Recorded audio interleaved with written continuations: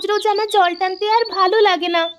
কি আর করবো বল মা, আমারই কি আর ভালো লাগে, তুই বল। বুঝি তো। আচ্ছা মা, বাবাকে বললে আমাদের বাড়িতে একটা কুয়ো কেটে দিবে না? তাহলে সেটা থেকে আমরা রোজ খাবার জল, রান্নার জল পেতাম। মারে, কুয়ো কাটার জন্য অনেক টাকার দরকার হয়, আর এমনিতেও তোর বাবা অসুস্থ, বাজারে শাকসবজি বিক্রি করে যা পায় তাই দিয়ে কোনো মতে সংসার চালায়। হ্যাঁ মা, তোমার অনেক কষ্ট, আমি জানি। মা মেয়ে কথা বলছিল আর হাঁটছিল, এমন সময় রাস্তায় একটা পচা পেঁপে দেখতে পায়। দেখো দেখো মা, একটা পেঁপে পড়ে আছে। এই বলে ছুটকি হাত দিয়ে দেখে পেঁপেটা পচে গেছে। পচা পেঁপে মা, ফেলে দে ফেলে দে। দাঁড়াও মা, দেখো পেঁপেটা পচে গেছে, কিন্তু পেঁপের বিচিগুলো কত সুন্দর রয়েছে। চলো একটা কাজ করি, এই বিচিগুলো নিয়ে গিয়ে আমাদের বাগানে লাগাবো। আচ্ছা মা, তাহলে নিয়ে চল। ছুটকি তখন পচা পেঁপেটা নিয়ে বাড়িতে যায়। কলসিটা রেখে বলে, মা আমি সবজির বাগানে গেলাম, এই পেঁপের বীজগুলো লাগিয়ে আসি। আচ্ছা মা, যা, আর শোন, বীজগুলো লাগিয়ে সুন্দর করে জল দিয়ে আসিস। ঠিক আছে মা।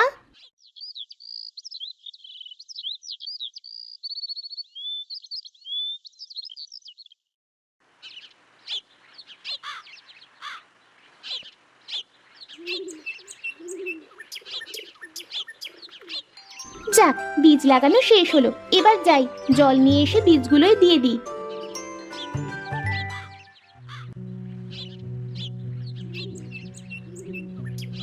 ছুটকি তখন জল নিয়ে এসে সুন্দর করে প্রতিটা বীজ লাগানোর জায়গায় দিয়ে দেয়।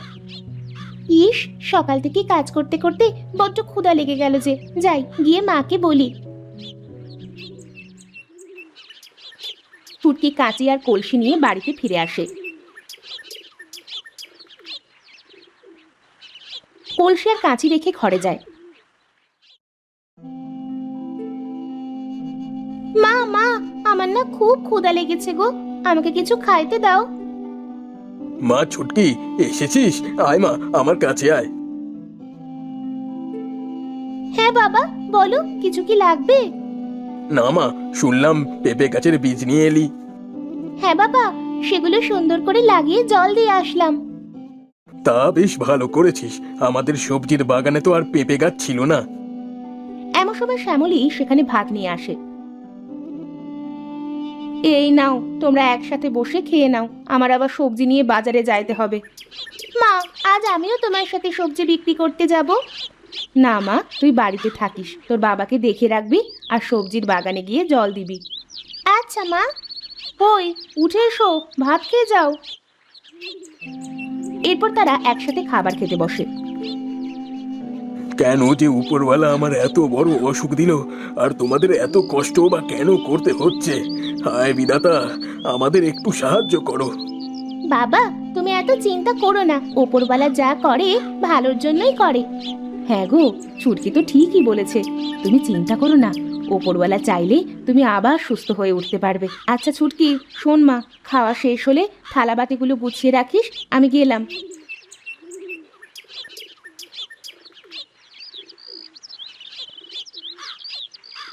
এই বলে শ্যামলী সবজির বাগানে যায়।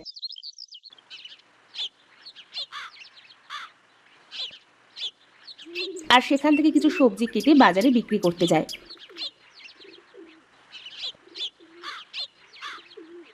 নিয়ে যান তাজা তাজা সবজি, নিজের বাগানের তাজা তাজা সবজি। তা কত করে তোমার সবজি?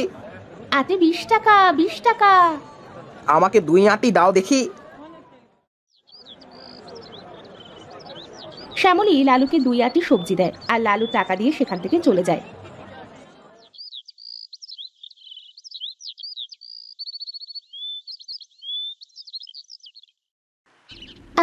আমাদের বাগানে কত সুন্দর সবজি হয়েছে, এবার মাকে বলবো সবজি বিক্রি করে আমার জন্য নতুন জামা কিনে দিতে। যাই যাই, গাছগুলোতে জল দিই, রোদ পড়ছে। এই বলে ছুটকি সবজির বাগানে জল দিতে শুরু করে।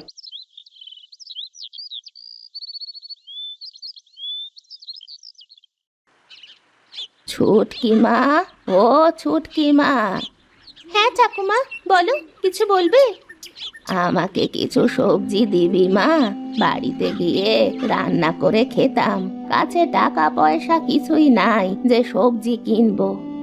ও এই কথা, আচ্ছা তুমি একটু দাঁড়াও, আমি এখনই সবজি কেটে দিচ্ছি। এই বলে ছুটকি সব গাছ থেকে একটা একটা করে সবজি তুলে বুড়িকে দেয়।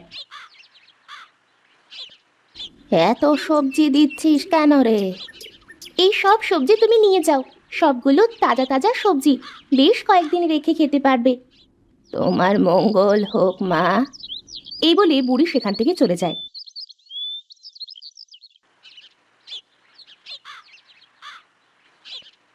ছুটকি বাড়িতে ফিরে যায়।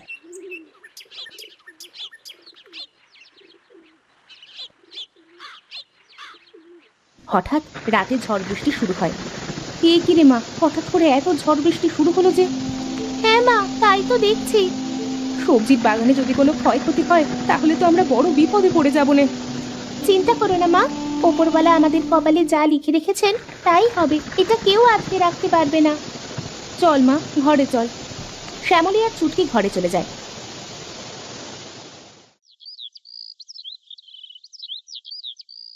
পরের দিন সকালে ছুটকি আর শ্যামলী সবজির বাগানে যায়।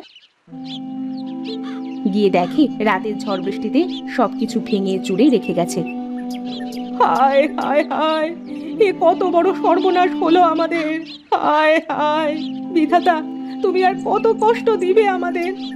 মা, ও মা, তুমি আর কাঁদিও না, চলো না আমরা আবার নতুন করে সবজির বাগান শুরু করি। হ্যাঁ রে মা, কান্না করে আর কি করব, কষ্ট যদি থাকে কপালে কে আর আটকাবে? ছুটকির হঠাৎ নজর যায় পেঁপের বীজ যেখানে লাগিয়েছিল সেখানে। দেখো মা দেখো, কাল বীজগুলো লাগাতে লাগাতে আজ গাছ বের হয়েছে। হ্যাঁ তাই তো দেখছি, আর অনেক গাছ তো হয়েছে। মা বলছি কি, এবার না হয় আমরা পেঁপের বাগান তৈরি করি। তুই বলছিস যখন, ঠিক আছে তাই করি, চল।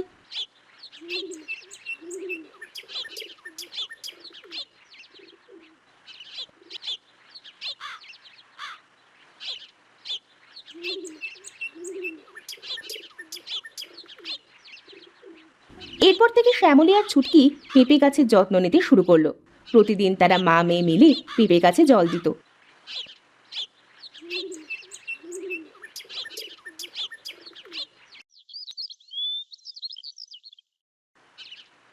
দেখতে দেখতে তাদের পেঁপে গাছ বড় হয়ে যায় আর তাতে ফুলও আসে। দেখেছো মা দেখেছো, পেঁপে গাছে কত ফুল এসেছে। হ্যাঁ রে মা, তাই তো দেখছি, কিন্তু ছুটকি তুই একটা জিনিস লক্ষ্য করেছিস? দেখ ওই গাছটা দেখতে একটা অন্যরকম ফুল নয়, কিন্তু ফল ধরে আছে। হ্যাঁ তাই তো দেখছি মা। আচ্ছা মা, ওইসব বাদ দাও, এখন চলো, খুব ক্ষুধা লেগেছে। ছুটকি আর শ্যামলী বাড়িতে ফিরে যায়।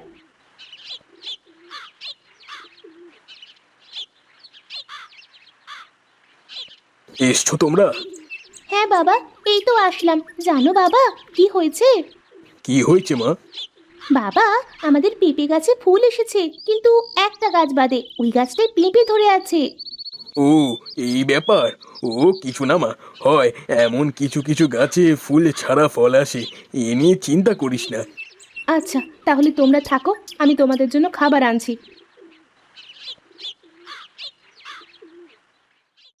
শ্যামলী ছুটকি আর মিলনের জন্য খাবার নিয়ে আসে। তারপর তারা একসাথে খায়।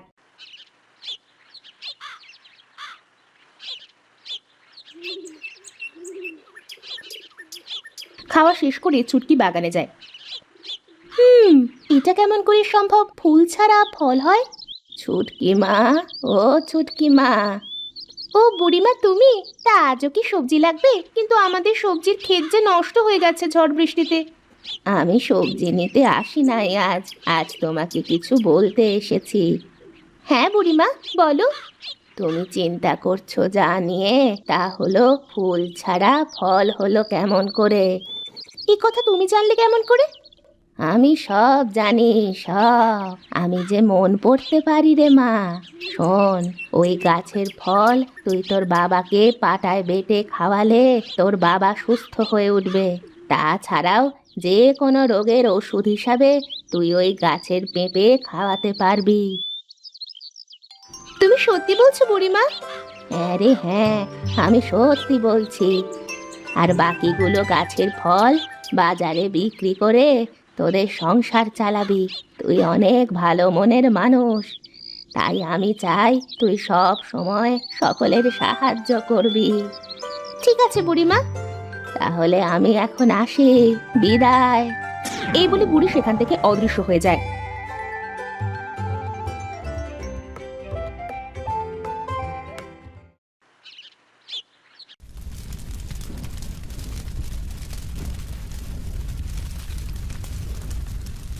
কি মা, তুই এত ছোট পেঁপে গাছ থেকে পেরে কি করছিস?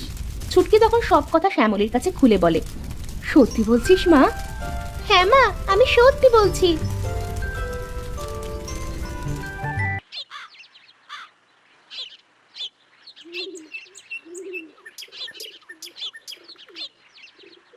বউ বউ দেখো, আমি সুস্থ হয়ে গেছি।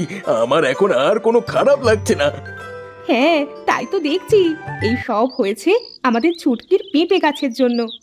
হ্যাঁ মা, এখন থেকে আমি গ্রামের সকলকে সাহায্য করব। আর বাবা, তুমিও আমার কাজে সাহায্য করবে। হ্যাঁ মা, করবো মানে কি, করতেই হবে। উপরওয়ালা এতদিনে আমাদের মুখের দিকে তাকিয়েছে। এরপর থেকে গ্রামের কেউ যদি কোনো অসুস্থ হয়ে পড়ে, তাহলে তারা ডাক্তারের কাছে না গিয়ে ছুটকির কাছে যেত। ছুটকি তার পেঁপে গাছ থেকে পেঁপে পেরে তার ওষুধ তৈরি করে দিতে শুরু করে। ছুটকির ওষুধ খেয়ে সকলে সুস্থ হতে থাকে। আর বাকিগুলো গাছ থেকে পেঁপে পেরে মিলন বাজারে বিক্রি করত। বিক্রি করে যা টাকা পেত তাই দিয়ে সংসার চালাতে শুরু করে।